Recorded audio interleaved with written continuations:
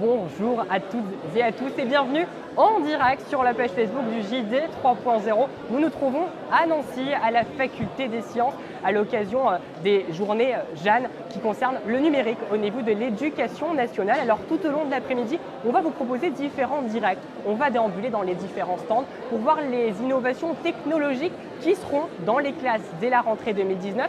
Mais on verra aussi la création de certains élèves. Et je vous propose qu'on aille tout de suite en rencontrer un. Il s'appelle Clément et il a créé un jeu que vous connaissez sans doute, mais à sa façon. C'est le loup-garou, sauf que lui, il l'a créé avec un plateau de jeu, mais surtout avec 3 rôles. Alors je vous propose directement qu'on aille à sa rencontre.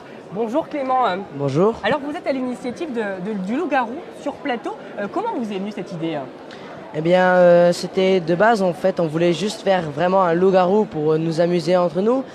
Et puis, une fois qu'on s'est rendu compte vraiment du travail et des risques que ça prenait de faire vraiment un vrai loup-garou, on a décidé de partir plutôt sur un modèle plateau. Et donc, c'est comme ça que ça nous est venu l'idée d'un loup-garou sur plateau avec trois rôles. Alors, on connaît le jeu de société, le loup-garou, qui se joue, on va dire, avec 8 joueurs, grand minimum et grand maximum. Le plateau, comment que ça s'est passé, la création du jeu, parce qu'il a fallu élaborer le plateau. Les pions également, on voit des différentes cases blanches, différentes cases noires. À quoi correspondent-elles? Eh bien, pour les histoires de cases, donc ce qui est noir et blanc, ça n'a aucune importance pour ce qui est niveau plateau, parce que de base, en fait, on ne pensait pas que ça allait infliger tellement le regard sur le plateau.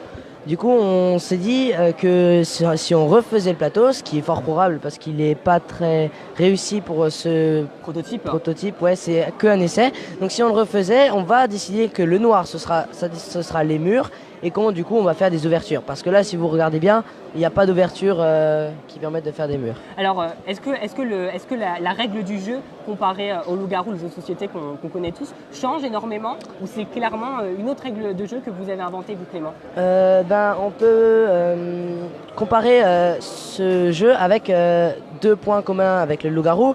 Le premier, c'est que c'est un jeu de rôle.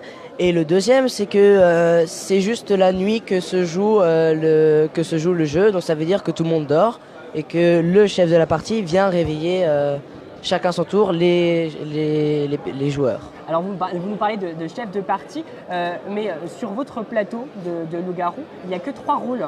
Pourquoi avoir décidé d'en avoir que 3 et pas mettre peut-être tous les autres rôles qu'on connaissait sans doute avec ce jeu de société? Parce qu'on voulait que ce soit simple et accessible à tous. Ouais. C'est vrai que le loup-garou, on ne peut pas forcément y jouer quand on est petit. Là, on peut y jouer. Alors certes, il y a beaucoup de carreaux, mais c'est remédiable. Beaucoup de gens d'aujourd'hui nous ont venu nous proposer plein d'idées. Par exemple, une idée qui serait de faire plusieurs plateaux avec différents niveaux. Ou alors de rajouter un rôle qui serait une espionne et qui pourrait découvrir, comme la petite fille dans le loup-garou, qui pourrait découvrir un rôle de quelqu'un, mais une fois dans la partie. Alors, on le voit là sur le plateau, on a les différents rôles. C'est des rôles qu'on ne connaissait sans doute pas avec l'ancien loup-garou. Oui, effectivement. Alors, est-ce que vous pouvez nous en parler un peu de ces personnages qu'on retrouve sur votre jeu de société? Eh ben, le murder, c'est l'équivalent au loup-garou dans le plateau. C'est-à-dire que c'est la personne qui va se balader dans le jeu. Donc au départ, le Game Master, donc le chef de partie, comme dans le loup-garou, va attribuer les cartes à chaque personne au hasard. Et une fois la première nuit tombée, le murder va venir choisir un des pions qui est au milieu, parce que le milieu c'est le point de départ, et va jouer. Donc l'innocence, on va commencer par le policier, ce sera mieux, parce que selon le niveau. Donc le murder, ça va être le tueur. Le policier, il va avoir en charge de tuer le murder sans tuer d'innocent. Si un policier est confronté à tuer un innocent, le policier va mourir. Et à la place du pion du policier, on va poser un pistolet. Ce pistolet-là pourra être récupéré par un innocent ou par l'espionne qu'on vous a parlé à l'instant, mais qui n'est pas, c'est sous forme de projet pour l'instant.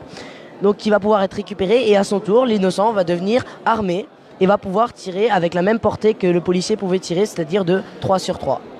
Eh ben merci bien pour ces explications, De Clément. rien. Est-ce qu'on peut le retrouver quelque part, ce jeu de société, ou est-ce qu'on peut vous suivre, vous, et la création de votre jeu de société, le loup-garou, hein? Pour l'instant, non, on ne peut pas l'avoir... on peut pas le trouver on peut pas y jouer avec magasins, voilà. On compte on cherche des éditeurs qui permettraient de mettre ce plateau en ligne et de nous aider à le fignoler. Et une fois que ce sera Pardon fignolé, de vous couper, mais l'appel est lancé alors aux éditeurs qui oui, souhaiteraient peut-être effectivement. encourager votre Oui. création de jeu. Et je vous laisse continuer ce que vous voulez nous dire par la Et suite. pour ce qui est pour nous suivre sur ce jeu, ben, je vous conseille de parler à notre Fab Lab qui va peut-être créer un site. C'est encore sous forme de projet, mais s'il crée un site, il y aura seulement un onglet pour notre jeu groupe. Eh ben, très bien, merci bien Clément. Vous nous rappelez d'où vous venez? Du collège de Harzwiller. Voilà, merci bien tout Clément. Vous De êtes rien. en 4e au collège. Et ben merci pour toutes ces informations et ce qui montre encore une fois que la jeunesse, c'est l'avenir de demain. Je vous propose qu'on se retrouve dans une poignée de minutes pour partir à la découverte d'un nouveau moteur de recherche qui conserve pas, mais surtout qui protège votre vie privée. Il s'appelle Qwent et on va tout de suite voir avec les personnes qui ont, mis en place ce moteur de recherche. Alors on se retrouve dans une poignée de minutes. À tout de suite.